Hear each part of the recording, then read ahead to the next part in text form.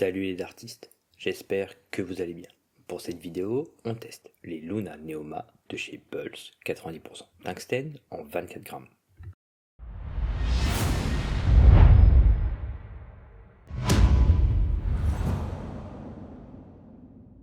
Je remercie Pulse de m'avoir envoyé ces fléchettes. Je mets le lien de leur site en description afin que vous puissiez découvrir leurs différentes fléchettes. On commence avec la boîte. Sur l'avant, le nom du modèle, un premier visuel de la fléchette, en bas, le logo Pulse, à côté, le pourcentage de tungstène, la mention pointe-acier et le poids de 24 grammes. Sur l'arrière, on retrouve le logo de la marque et le nom du modèle, un descriptif des fléchettes, je mettrai la traduction en description de vidéo, ainsi que le contenu de la boîte.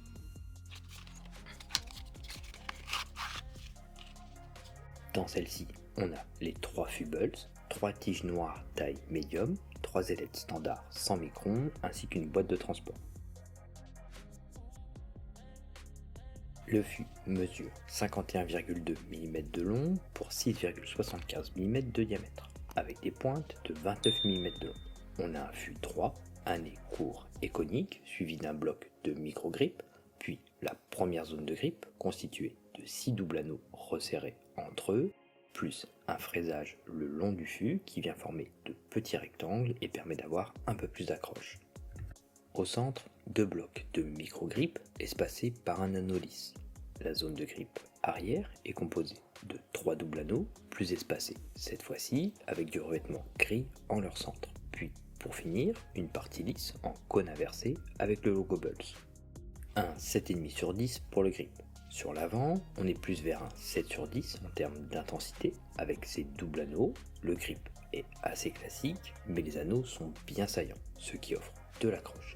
Pour le grip à l'arrière, on est sur un 8 sur 10, celui-ci offre plus d'accroche. Les doubles anneaux sont également bien saillants, mais avec cet espacement, cela renforce un peu plus la sensation d'accroche au bout des doigts. La fléchette a un bon vol. Celle-ci est bien équilibrée, ça fonctionne plutôt bien avec ses tiges médium, avec un angle correct à l'arrivée.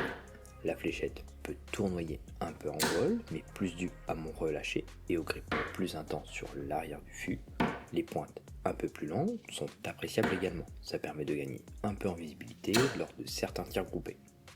La fléchette offre une très bonne adhérence au bout des doigts. Le grip offre une bonne poussée, que ce soit avec le grip en avant ou en arrière, même si l'arrière du fût est un peu plus intense en termes d'accroche.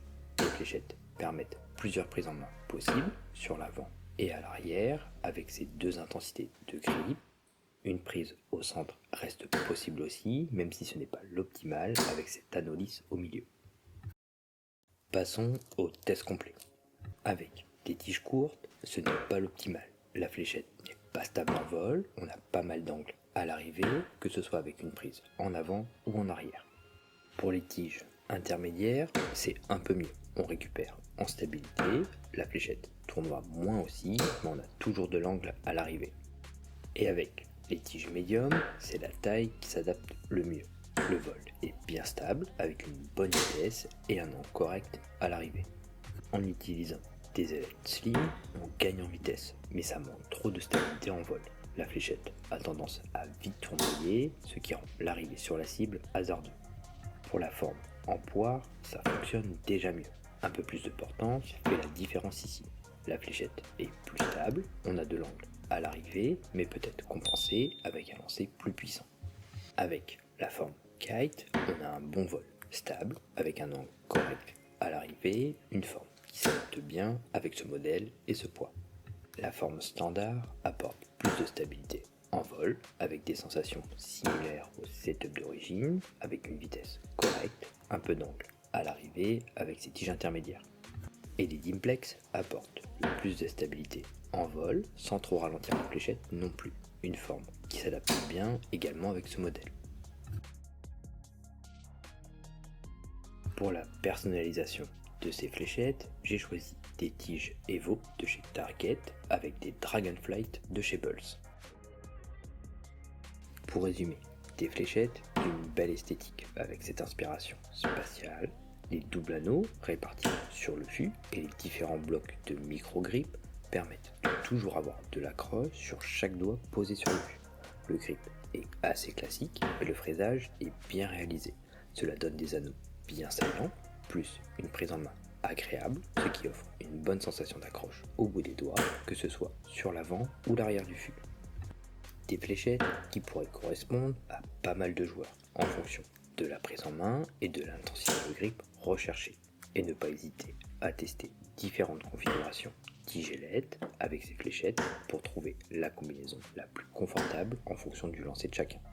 Merci d'avoir regardé cette vidéo et merci à Bulls.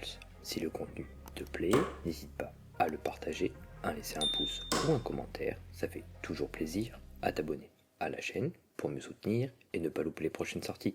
A bientôt.